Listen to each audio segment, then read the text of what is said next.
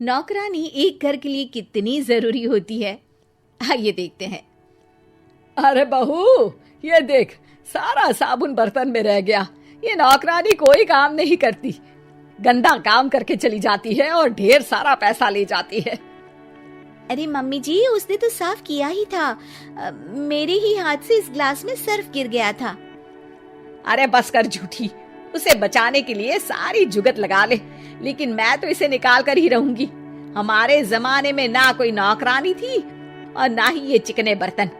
चूल्हे के जले बर्तनों को राख रगड़ कर साफ किया करती थी मैं। अरे माँ जी, मैं कहाँ बचा रही हूँ उसे। और वैसे भी आजकल नौकरानी जरूरत नहीं, स्टेटस सिंबल बन गया है। अब आप बताओ, मैं मुन्ना को नीचे घुमाने ले जाऊं तो लोगों से क्या बोलूं? झाड़ू पोछा खुद लगा रही हूँ। लोग सीधा यही पूछते हैं कि कौन सी नौकरानी काम कर रही है तेरे घर पर। अरे बस कर, ये भी कोई बात होती है? मम्मी जी, आप नहीं समझेंगी। शाम को नौकरानी घर आकर काम कर ही रही होती है कि सास को कहती है, माँ जी, एक बात बोलूं, बुरा न मानना। अरे वैसे तो मुझे तेरी शक्ल ही पसंद नहीं है, बात क्या खाक पसंद आएगी। अरे माँ जी, सुन तो लीजिए क्या कह रही है। तो मैंने कौन सा उसका मुंह पकड़ लिया है? अरे माँ जी, वो लाल साड़ी पहनती हो ना पहना करो। सास का गुस्सा अब तो 7वें आसमान पर होता है। अरे वाह जी वाह, क्यों ना पहना करूं? और तू होती कौन है ये बताने वाली कि मैं क्या पहनूं क्या ना पहनूं? अरे माँ जी, पूरी बात तो सुन लो, वो बोलना क्या चाह रही है। अरे बुरा न मानो आंटी जी। अरे कौन है आंटी? अपनी उम्र देखी है तूने? 2-4 साल ही छोटी होगी मुझसे और मुझे आंटी बोल रही है। बहू सर पर हाथ रख लेती है। अरे अच्छी खासी उम्र दराज हो और आंटी ना बोलूं? मैं तुम्हारी बहू से भी 4 साल छोटी हूँ। क्यों दीदी? बोलती भी क्या, एक तरफ सास यानी पति की माँ, तो दूसरी तरफ नौकरानी जिसके बिना घर का काम नहीं चल सकता।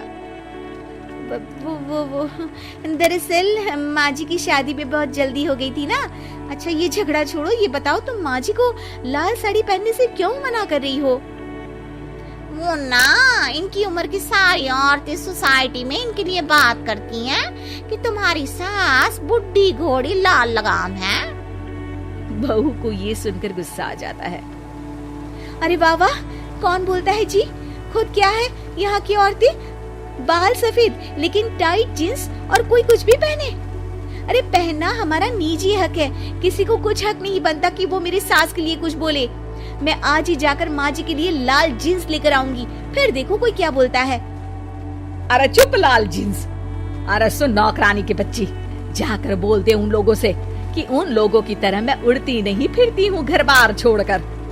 अपने बच्चों और नाती पोतों में मन लगाती हूँ, ना कि सारा दिन ताश के पत्तों में आंख गड़ाकर 3 पत्ती खेलूं। नौकरानी वहाँ से चली जाती है। वैसे बहू, नौकरानी के क्या फायदे हैं ये तो पता नहीं, लेकिन सबसे अच्छा तो ये कि पता चल जाता है कि कौन किसके लिए क्या बोल रहा है। सोसाइटी में तेरा नौकरानी रखने का इरादा बिल्कुल ठीक था। अगले दिन उन लोगों के घर की बेल बजती है। बहू दरवाजा खोलती है कि सामने कुछ औरतें खड़ी होती हैं। अरे बहू, कहाँ है तेरी सास? बुला जरा। अरे बहन जी, आप सारी एक साथ आइए आइए, कैसे आना हुआ? अरे 3 पत्ते खेलने आई हैं, क्यों खेलोगी? क्यों नहीं, वैसे भी बड़े दिन हो गए, एंटरटेनमेंट हुआ नहीं। बहू जा जाकर पकोड़े तो बना ला। अरे बस करिए, आगे कुछ पीछे कुछ। वैसे तो कहती है कि परिवार पर ध्यान देती है, हमारी तरह 3 पत्तियां नहीं खेलती। हमने कौन सा परिवार छोड़ दिया? सास सक पका जाती है। अब ये किसने कहा? मैं तो कहती हूँ कि मैं भी थोड़ा बाहर निकलूं। आपने ही तो कमला नौकरानी से ये सारी बात की थी। सास और बहू को अब सारी कहानी समझ आ जाती है कि सोसाइटी की औरतें क्यों भड़क रही हैं। माफ करिए आंटी, मैं छोटी हूँ लेकिन फिर भी पहले तो आप लोगों ने माँ की लाल साड़ी का मजाक उड़ाया था ना।